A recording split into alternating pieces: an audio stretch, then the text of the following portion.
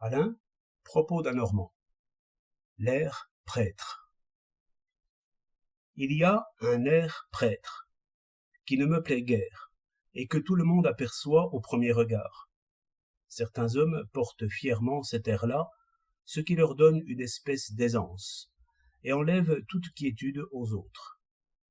Mais fort souvent on cache l'air prêtre. On veut être cordial, libre et bon vivant. Et voilà ce qui déplaît par-dessus tout. Une bonhomie menteuse est très laide à voir. Qui a l'air prêtre? Un prêtre, un pasteur, un professeur, un psychologue, un magistrat, un bureaucrate, un acteur. À quoi reconnaît-on l'air prêtre? Je ne sais trop. À la démarche, au port de la tête, au mouvement des yeux, surtout au mouvement des mains. Les mains sont sans doute ce qu'il y a de plus expressif dans la physionomie. Le langage est un bon signe aussi. Il est trop régulier, pour la prononciation et pour le style. Tout y est préparé et surveillé, même l'abandon. En tous les discours, comme en tous les mouvements, il y a de l'importance, de la prudence, du scrupule, toute une morale en action. Le rire lui-même est réglé. Il n'y a rien de plus laid que le rire réglé. Mais qu'y a-t-il au fond de tout cela? Fort souvent des vertus très respectables.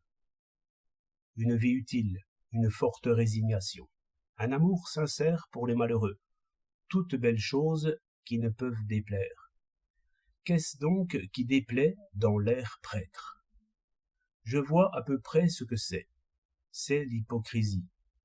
Entendez-le bien, je ne pense pas à celui qui feint d'avoir des vertus et qui n'en a point. Celui-là n'a point l'air prêtre, ou plutôt il le force, et l'imite très mal. Non, j'entends une espèce d'hypocrisie qui consiste à vouloir être bon tout le temps, sérieux tout le temps, vertueux tout le temps. Le métier exige cette hypocrisie-là. Il y a des moments de joyeuse enfance, où l'on rit de tout. La sympathie ne nous attriste pas comme nous voulons. L'attention saute d'un objet à l'autre. Que d'austères discussions entre des hommes libres se perdent en éclats de rire. Cela est très bon et très sain. Mais celui qui a pour métier d'être confident et conseiller des malheureux ne peut pas suivre cette pente. On ne vient à lui que dans les circonstances graves et dans les orages du cœur. Un ami peut dans ce cas-là rire aussi bien que pleurer. On ne doute pas de lui pour cela. Et quel réconfort on trouve souvent dans cette frivolité imprévue. C'est comme si l'on passait les mots, comme si l'on trouvait un autre ciel. Mais on ne permet pas de telles fantaisies à l'ami payé.